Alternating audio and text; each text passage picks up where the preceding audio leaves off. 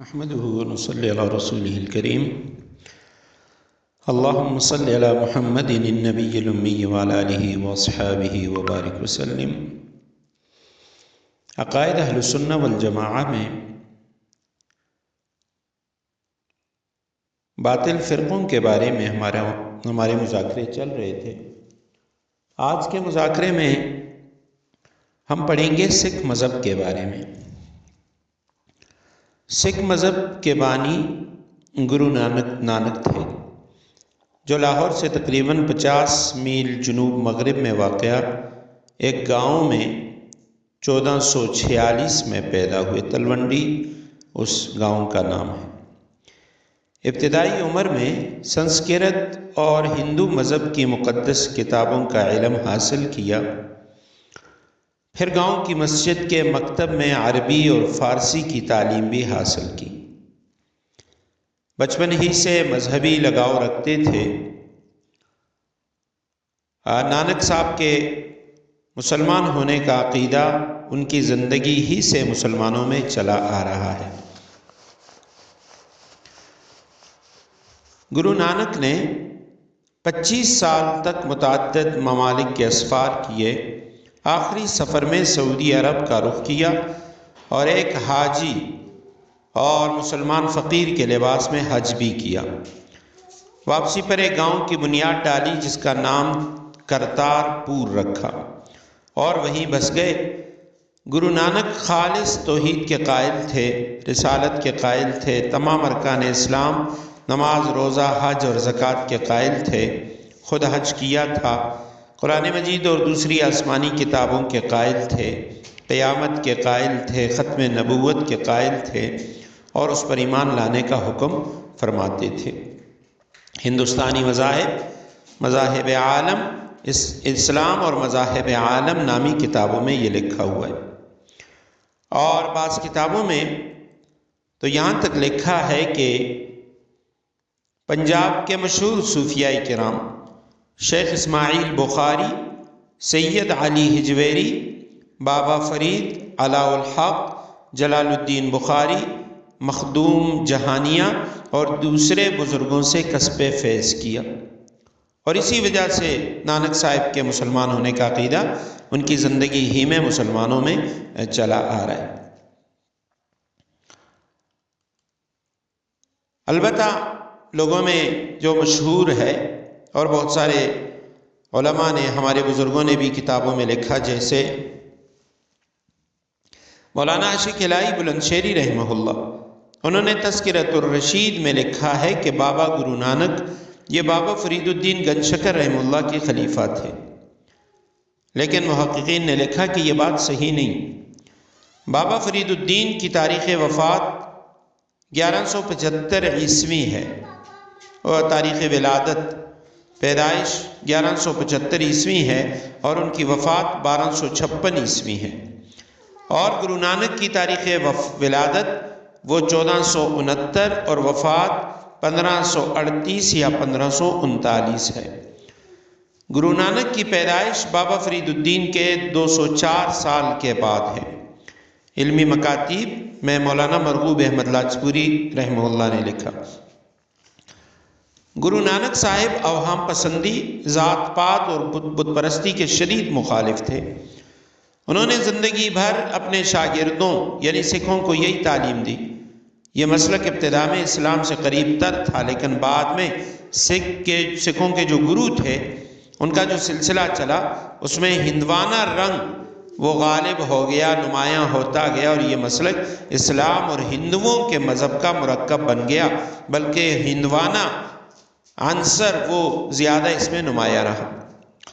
عدم تشدد کے فلسفے کو سکھ مذہب میں بنیادی اہمیت دی گئی تھی، لیکن 5ویں گرو نے سکھ مذہب کی اشاعت کے لیے قوت کا استعمال کیا اور اپنے پیروکاروں کی فوج تیار کر کے مغلوں سے باقاعدہ جنگ کی اور 16 سال کی کوشش کے بعد ایک آزاد حکومت قائم کی۔ گرو نانک کے بعد یہ فرقہ اسلام سے بیزار اور اسلامی تعلیمات سے انکاری اور غیر مسلم فرقہ ہے، اور خود اپنے آپ کو غیر مسلم سمجھتے ہیں۔ مکالمہ بین المذاہب صفحہ 128 میں مولانا مظفر خان صاحب نے بعض حضرات سے یہ نقل کیا ہے کہ گرو نانک داتا گنج بخش سے بیعت تھے، لیکن یہ بات بھی صحیح نہیں ہے۔ گرو نانک کی پیدائش 1469 یا اس کے قریب ہے، جبکہ داتا گنج بخش رحمہ اللہ کی ولادت 1009 میں ہے اور انتقال 1072 میں ہے۔ سکھوں کی مقدس مذہبی کتاب گرنتھ صاحب ہے، جو سکھوں کے 5ویں گرو ارجن سنگھ نے تیار کی۔ گرو نانک کی تعلیم میں گرو کا تصور مرکزی حیثیت رکھتا ہے، یعنی خدا تک پہنچنے کے لیے ایک شخص نے، یا یوں کہہ دیں کہ ان کا جو بڑا تھا اس نے کچھ نئی چیزیں وہ مذہب میں داخل کر دیں۔ ان کا 10واں اور جو آخری گرو تھا گوبند سنگھ، اس نے کچھ قوانین وضع کیے، مثلا تمباکو اور حلال گوشت سے ممانعت، مردوں کے لیے اپنے نام میں سنگھ اور عورتوں کے لیے کور یعنی شہزادی، سنگھ کے معنی شیر اور کور کے معنی شہزادی، یہ اس کا استعمال، کاف سے شروع ہونے والی 5 چیزیں یہ رکھنا ضروری قرار دیا، کیس یعنی بال، بڑے بڑے بال رکھنا، اور کنگا رکھنا، کڑا ہاتھ میں پہننے کے لیے، کچھا یعنی لنگوٹ یا جس کو کہہ دیتے ہیں یعنی جانگیا، چڈی وغیرہ، اور اسی طرح کرپان یعنی تلوار۔ یہ چیزیں اس نے کہا کہ یہ تمہارے لیے ضروری ہیں اور یہ چیزیں تم اپنے پاس رکھو گے۔ سکھوں کی جو مقدس کتاب ہے گرنتھ، جو سکھوں کے 5ویں گرو ارجن سنگھ نے تیار کی، تو گرنتھ صاحب کے سارے کلام میں مول منتر، یہ یعنی بنیادی کلمہ، اس کو سب سے مقدس سمجھا جاتا ہے، اور جو مول منتر ہے اس کا مفہوم یہ ہے کہ خدا ایک ہے، اسی کا نام سچ ہے، وہی قادر مطلق ہے، وہ بے خوف ہے، اسے کسی سے دشمنی نہیں، وہ ازلی ابدی ہے، بے شکل و صورت ہے، قائم بالذات ہے، خود اپنی رضا اور توفیق سے حاصل ہو جاتا ہے۔ مول منتر کے بعد دوسرا جو درجہ ہے وہ چپ جی کو حاصل ہے۔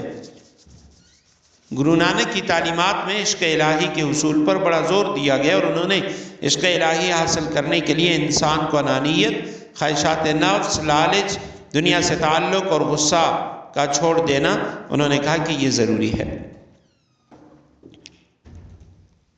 اور سکھ مذہب میں بنیادی طریقے عبادت جو ہے وہ ذکر الہی ہے، نام سمرن اس طرح کا لفظ اس کے لیے آتا ہے، جس کا صحیح تلفظ مجھے علم نہیں، لیکن جس کا معنی وہ ذکر الہی ہے۔ یہ خدا کا نام لیتے رہنے کا ایک عام طریقہ ہے، جس کے لیے چھوٹی تسبیح کا بھی استعمال کیا جاتا ہے، اور اجتماعی شکل میں باجماعت موسیقی کے ساتھ وہ گرنتھ صاحب کے کلام کا ورد بھی ہوتا ہے۔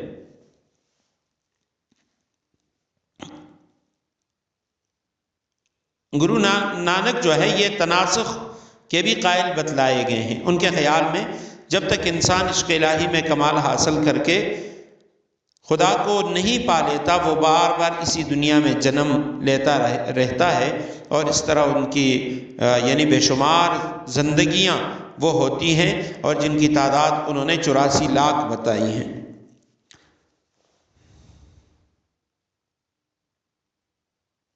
سکھوں کے 10 گرو گزرے ہیں۔ پہلے جو گرو تھے راہنا، ان کو نانا صاحب نے انگد کا خطاب دیا، اور پھر اس کے بعد دوسرے صوفی، تیسرے، مختلف ان کے نام یعنی لکھے ہیں۔ تیسرا جو گرو تھا تو اس کو امر داس یعنی وہ زیادہ مشہور ہوئے، جنہوں نے سکھ عقیدت مندوں کو منظم کیا۔ چوتھے جو گرو تھے اس کا نام رام داس تھا۔ 5واں جو تھا اس کا نام ارجن سنگھ تھا، اور یہ امرتسر کے وہاں یعنی انہوں نے یہ گرو گرنتھ کتاب ان کی تیار کی، اور امرتسر کے تالاب میں سکھوں کے لیے ایک مرکزی عبادت گاہ ہری مندر وہ تعمیر کی، جسے یعنی اب دربار صاحب کے نام سے یاد کیا جاتا ہے۔